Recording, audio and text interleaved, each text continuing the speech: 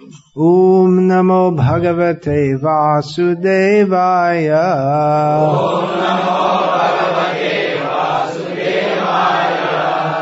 Om Namo Bhagavate Vasudevaya.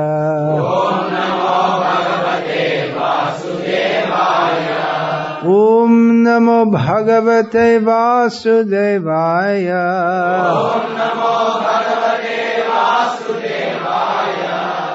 Om Jnanatimirandhasya Jnananjana Shalakaya Chakshurmilitam Yena Tasmai Shri Gurave Namaha.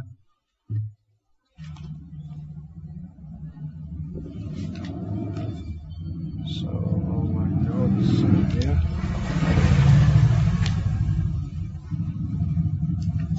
Okay. So Vishnu Sahasranama, name 509 is Puru Sattamah. Are you all familiar with this name? Purushottama is a very well-known name, but this is Puru Sattamah. The Purushottama is a name which means he is the person who is above all other persons, but this is a different name altogether. The name Purushottama is derived from the word Purusha, which means person, or specifically male. And Uttama means the best, or who's above. So it means the best of all persons. Yeah, but this is a completely different derivation. Puru here means great. We just before this we had the name Purujit. Shortly before this, yeah, just before this. So Puru in this name meant many. So Purujit means one who conquers many, or who conquers all. But Puru here means great. So this name Purusatama means he who remains with the great. Not sh, it's Purusatama. Or he whose form is of cosmic dimensions, and who is the best of all. You like to sit down, take a chair, sit down. There are chairs, you can take a chair. Life is already difficult enough. You don't have to make it any more difficult than necessary. Not that we're sense enjoyers, but we also don't take unnecessary trouble. So he who remains with the great. Great people remain with other great people. They don't have as friends people who are of a very low caliber. Just like the chief minister of Tamil Nadu just passed away, and she's not nearly as great as Krishna. Not even, there's no comparison with Krishna. But from our material perspective, she seems to be great. So even to speak with her is very difficult, to get her darshan. Very difficult to access, because she's great, she's powerful. Then people want to get something from her, but she's not so easily available. So similarly, of course this is only some material example, but Krishna, he's with the great people. There are millions of soldiers on the battle of Kurukshetra. Krishna was the chariot driver of Arjuna, not any insignificant fighter. Krishna is known as the friend of the Pandavas, not just of anybody. At the end of each day's fighting, Krishna would come back into the camp with Arjuna, not just with anyone. So Krishna keeps with the best people. In Vaikuntha, they're only the best people. In this material world, pretty much everyone is low class. They think they're high class if they have lots of money and some power. But everyone in this material world is a puppet of Maya. Have you seen that painting reproduced in Bhagavad Gita as it is, of 3 modes of material nature holding puppet strings over people in this world? We're all controlled by Maya. Very petty beings. Prakrite kriyamanani gunai karmani sarvashaha ahankara vimurhatma kartahamiti manyate. We think, I'm doing this, I'm doing that. But practically we are just shunted here and there by Maya. So this world is a place for petty beings. And Krishna, he is the greatest of all. So he only associates with very great people. So I may say, well, Krishna, he's also known as Dina Vatsala. He's very affectionate to the poor and fallen. It's described in Srimad Bhagavatam that when Krishna went to the city of Mithila to visit two of his great devotees. Who are the two devotees? Can anyone remember? Bahulashva, what was his position in the city? He was the king, that's correct. Bahulashva was the king of Mithila, a great devotee of Krishna. And the other one was, Shrutadev. And Shrutadev he was a Brahmana, and specifically he was very poor Brahmana. So according to this name Puru Sattamah, we can understand that Krishna might visit the king, but why would he visit a poor Brahmana? He was so poor, he hardly had anything to offer Krishna and the sages who all accompanied Krishna. He's not famous as a great Pandit or a great Tapasvi or any such thing. But Krishna visited him because he's great. He's a great devotee. That's what Krishna is looking for. Dhane jane pandit ye krishnere nahi pai keval bhaktir bosh chaitanya goshai. By wealth, by popularity or power, or by scholarliness, one cannot attain Krishna. He becomes controlled by pure devotional service. Nicha jati nahe Krishna bhajane ajoga, shatkul vipra nahe bhajane joga, jay bhaje shebaro abhakta hino cha, Krishna bhajane nahi jat kuladi bicha. Chaitanya Mahaprabhu told Sanatana Goswami that low birth is not a disqualification for Krishna consciousness, and high birth in a reputed Brahmana family is not a qualification for executing Krishna consciousness. Whoever performs devotional service to Krishna is great. And non-devotees, whatever their material qualifications may be, they are rejected. In Krishna Bhakti, there's no consideration of one's birth, one's material qualifications, no such thing. So when we come to Krishna consciousness, we have to have a completely different understanding of everything. Who is considered great? In India today, who is great? Well, Narendra Modi.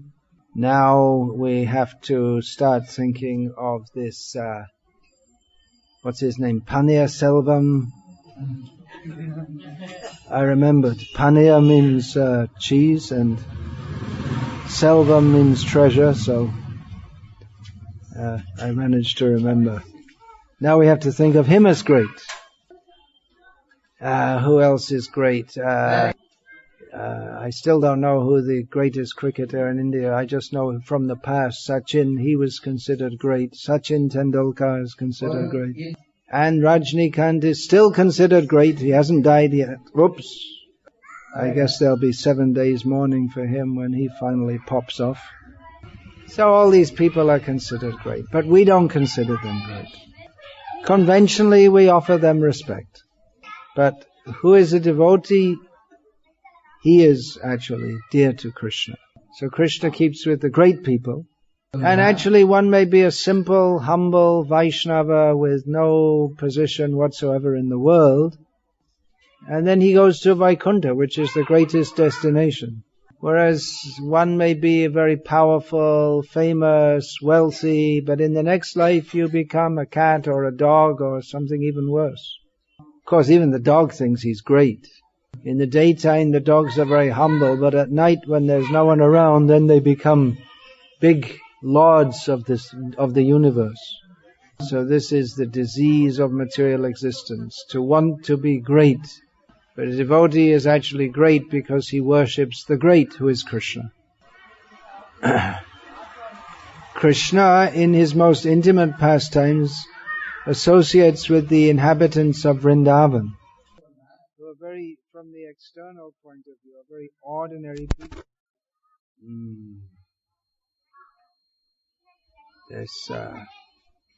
The gopis said that we're just ordinary women engaged in household activities. How can we understand you? Yogeshwarai Hridi Vichintya Agadha Bodham. The yogis, they meditate on you within their hearts. When Krishna comes out of Vrindavan, because he has the mission of establishing dharma, so then he takes a very prominent role. And he associates with very great people. These kids, we could ask them to. It doesn't need a whole army to go and keep them quiet. When Krishna comes out of Vrindavan, then he also associates with the great people. And just see how great are the Pandavas. Arjuna is the son of Indra, but practically he's even more qualified. All the sons of Pandu are they're just on the level of demigods or more. And in morality they are unsurpassed.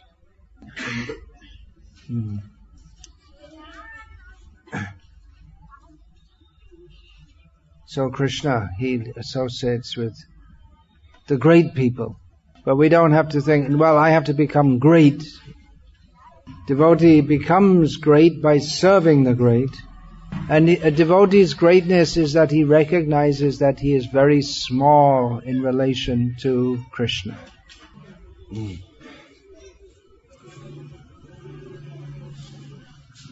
Then another meaning, Puru, if it's taken again as many, so that means he can be taken to mean he has many faces, many heads, many eyes, as the Vishvarupa, and of course as the Paramatma, he's also Sarvata Panipadam Tat Sarvatokshi Shiromukam. His eyes and faces and heads are everywhere. And sattamah means the best. So he's the best of the great and the best of those who manifest himself in various forms. The yogis can manifest themselves in more than one form at a time, up to maximum 9 forms. Just as mentioned, Krishna went to Mithila and he visited both Bahulashva and Shudadev at the same time. He expanded himself into 2 forms. And he was accompanied by many rishis and great saintly persons, and they also expanded themselves into more than 1 form. So they were both simultaneously in the court of Bahulashva and in the little hut of Shudadev. So great rishis can expand themselves into more than 1 form. Krishna is the greatest of such people who can take many forms. And the very fact that he expands his Vishvarup like that shows that everything is in him, he is everything. Sometimes people take the Vishvarup to be the ultimate manifestation of Krishna. In this way they like to think that because Krishna all forms are Krishna, that therefore Krishna has no specific form. That's why we see that the impersonalists, they're often very fond of the 11th chapter of Bhagavad Gita.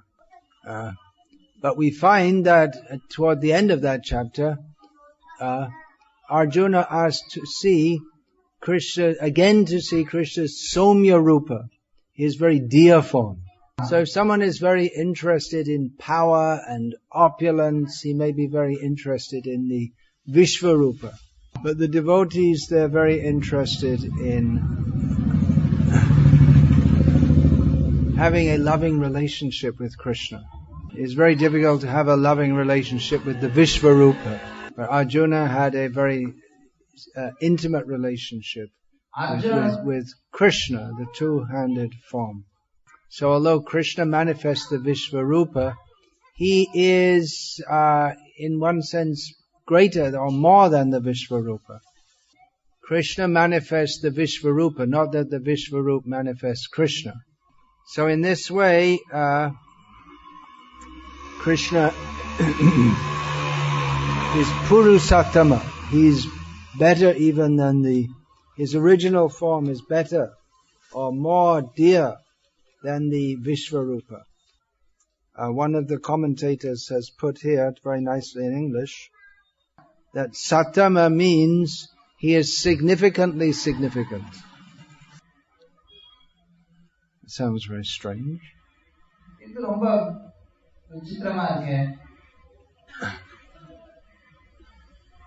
In this material world, people are significant, but they are insignificantly significant.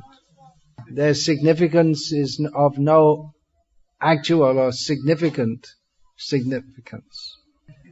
Just like the dog at night is barking, and he thinks, I'm very important. Well, maybe among the 5 or 6 dogs who are running around on the street, the one who can bark the loudest is very important. Similarly, in human society, someone may be very prominent for some time. Then again, they become a cat, a dog, a worm in stool, a tree, maybe a peacock, maybe a worm getting eaten by a peacock. So their significance is just some power over some small area of this small planet, that also for a short time. But Krishna is the Lord of unlimited universes for all time. His significance is unchallengeable. Someone who's in political power, they're always in anxiety all the time, and they don't really have control over everything. But Krishna actually is in control of everything all the time. He lets us in this material world, he lets us play and have the illusion that someone is very important. Just like the parents may let the children play and the children think that their playing is very important. So Krishna is significantly significant. These people who worship God to get some material benefit, they want to convert him into being insignificant. They want to convert God, whoever they may see God as. Just like people worship this Sai Baba, they only worship him to get some mundane benefit, which is all insignificant. So I may say, well, so many people worship him, he must be very significant. He's worshipped by many, many insignificant people for insignificant gains. So it's like a big collection of zeros. 0 plus 0 plus 0 plus 0 plus 0 plus 0. Actually, it's all minus. It's not even 0. The more you worship Sai Baba, the less spiritually advanced you become. You actually go backwards in spiritual life, not forwards. Whereas a little worship of Krishna gives great benefit on the actual platform. So Krishna is actually significant.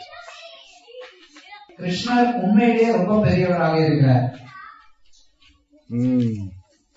So the next name.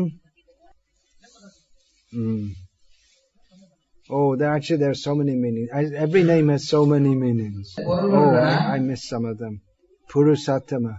Yeah, if we take the word sat here to mean existence, a common meaning, that means he's far superior to all the many other things that exist. And then another meaning can be given that he who shines through many great forms, Prabhasmi Shashi Suryayo Ho Krishna, he is the shining of the sun and the moon. So when we see the shining of the sun and the moon, we can think, that is Krishna. Without the shining of the sun and the moon, then everything would cease, all this great civilization. life as we know it, to use that hackneyed expression, would cease to exist. So Krishna, we should see, this is Krishna. This is also Krishna, the light of the sun and the moon. And that is a manifestation of Puru sattamah. Now, the next name is Vinayah. So that's a common word. I believe that comes in Tamil also. No. They know well Vinayakam. But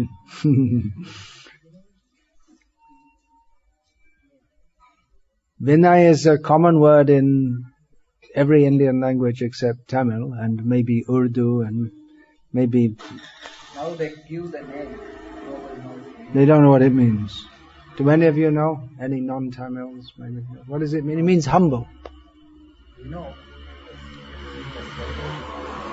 Vinaya means humble. Vidya dadati vinayam. Knowledge is supposed to give humility. Vidya vinaya sampanne brahmane gavihastini shuni chaiva shvapakecha pandita samadarshinaha. In Bhagavad Gita, Lord Krishna says that a truly learned person is one who sees equally a learned and humble brahmana. So a brahmana is supposed to be learned and humble. Often learning brings pride. Oh, I'm so intelligent. But if one is actually learned, he understands that how insignificant he is, and he becomes humble. So a pandit sees equally a learned and humble brahmana. Vidya vinaya sampanne brahmane gavi, a cow, an elephant, a dog, and a dog eater. So vinaya means humble. Now we just had the previous names, how he's the conqueror of all the enemies, he's the greatest of all. So why should a great person be humble? A person who's under others and dependent on others and crushed by others, you can expect them to be humble. They should be humble. Sometimes we see people who are very humble, they're in a very low position, but by fate they get some power and a high position, and then they're not humble at all. So we can understand that the humility that they showed before was not an actual quality of their character, but a behavioral technique which helped them to get on in the world as best they could. If you're in a very low position and you depend on others, or you're under the control of others, then it's a behavioral technique to be very humble, and then you won't get smashed by them as much. And by behaving in a humble way and making them feel great, then they may be inclined to give you some perks, or at least not to be so nasty with you as they might otherwise be. So the humility of a lowly person is not necessarily humility coming from good character, but just a necessary technique for survival. There is a common saying that power corrupts, but from the understanding of Vedic psychology, power doesn't corrupt. It just gives an opportunity to manifest the corruption which is already within the heart. There's another saying that you can understand the character of a person by how he treats people who are subordinate to him and from whom he has got nothing to gain.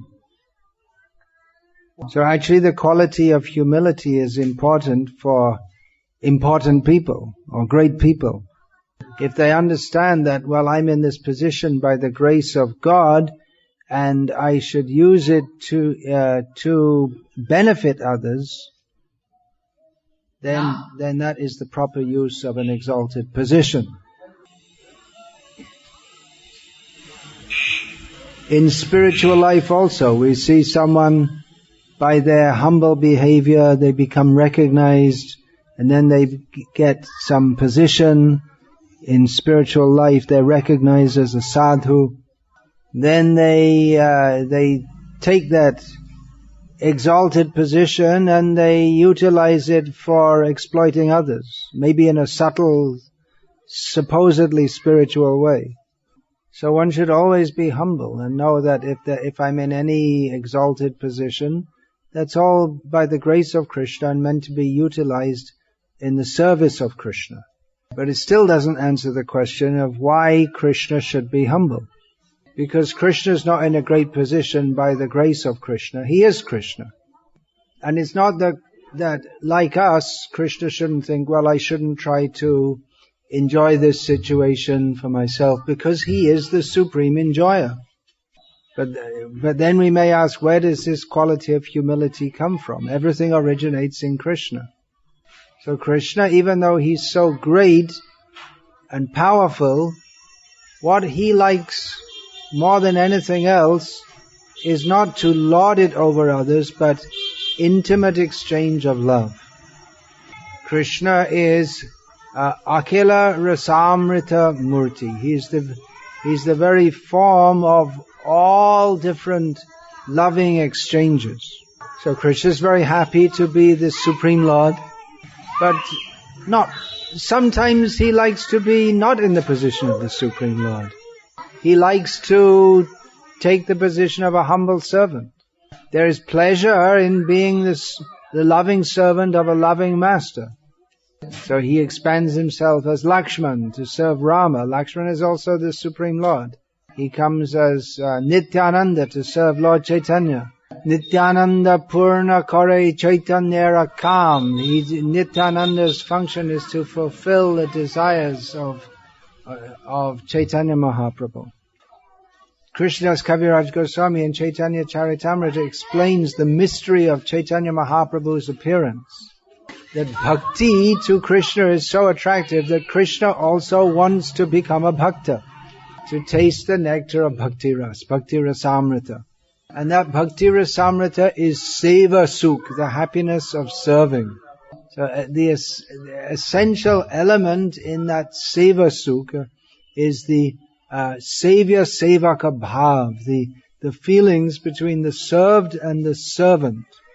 So who is Savior, the one to be served? His feeling is one of gracious acceptance of service. Gracious and grateful. Grateful not in the sense that he needs the service, but he appreciates. And the sevak, the servant, he has a feeling of humility, that I'm so fortunate to have this opportunity to serve such a great master. So Krishna has that feeling toward his devotees. One thing is he takes the form of Chaitanya Mahaprabhu to exhibit the greatest humility. Chaitanya Mahaprabhu preached, Trinada Pisuni Chena Tarori Vasahishnana Amanina Manadena Kirtaniya Sadahari. One should chant the holy names in a humble state of mind, thinking oneself lower than a straw in the street. One should not desire respect for oneself and should be ready to offer all respect to others. In such a state of mind, one can chant the holy name of the Lord constantly. But as Krishna, without taking the form, even as Krishna, not in the form of Chaitanya Mahaprabhu, he is simultaneously in the mood of being the supreme controller of everything, but also very humble. He likes to treat his devotees as great. He likes to think that he is dependent on his devotees. He is not dependent, he is independent. But he feels himself to be dependent. In this way he exhibits humility. And indeed, Baladev Vidyabhushan gives the meaning of this name, giving the example of the members of the Yadu dynasty who humbly serve him. Krishna serves them? No, they serve him. And he reciprocates by humbly rendering similar service to them. Now, other meanings of this name. The name Vinayaka is well known. That is generally ascribed to Ganesh. But this name Vinaya can also mean very similar to Vinayaka, one who leads well. Vinay means one who leads well, Vinaya. Who leads well. He leads well those persons who seek the highest truth. Those who seek him, they will find him. He leads them well. Tesham satata yuktanang bhajatang priti purvakam dadami buddhi yogam tam yenamam upayanti te. Tesham evanukam paratam aham jnana jangtamaha nashyam yatma bhavasto jnana dipena bhasvata. Krishna gives the light of knowledge so that persons can come to him. They can find the way. He leads them well so they can come to him. Those who are seriously desirous to serve him and find him. Then, as in many Sanskrit words, the meaning can be from two perspectives. So, Vinay means one who is humble. It also means one who makes others humble. Big proud people, he humiliates them. He cuts down the pride of the demons. He also cuts down the pride of his devotees if it appears in them. He makes others humble. So where there's Krishna, there must be humility, both of himself and of others. And if others don't want to be humble, he makes them humble. So better to cultivate the quality of humility without having to be humiliated. Then a similar meaning is, but derived differently from the Sanskrit, is that he is the subduer. And there are unlimited examples. Lord Rama subdued Maricha. He is the punisher of the wicked. Although he's very humble, he won't tolerate the demoniac tendencies. He will punish them. Which consideration leads us into the next name, which is Jaya, the victorious, which Krishna willing, I'll discuss at another sitting. And I'll finish there just now.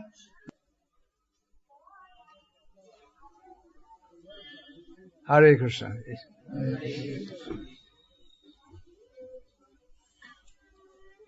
I must say I feel happiness in discussing all these names of the Vishnu Sahasranama. Shinu Sukhadam. By hearing the qualities of the Lord, we become happy. Shinu Sukhadam Shubhadam Bhavasaram. Let us be happy and blessed in this otherwise miserable world by hearing about the qualities of the Supreme Lord.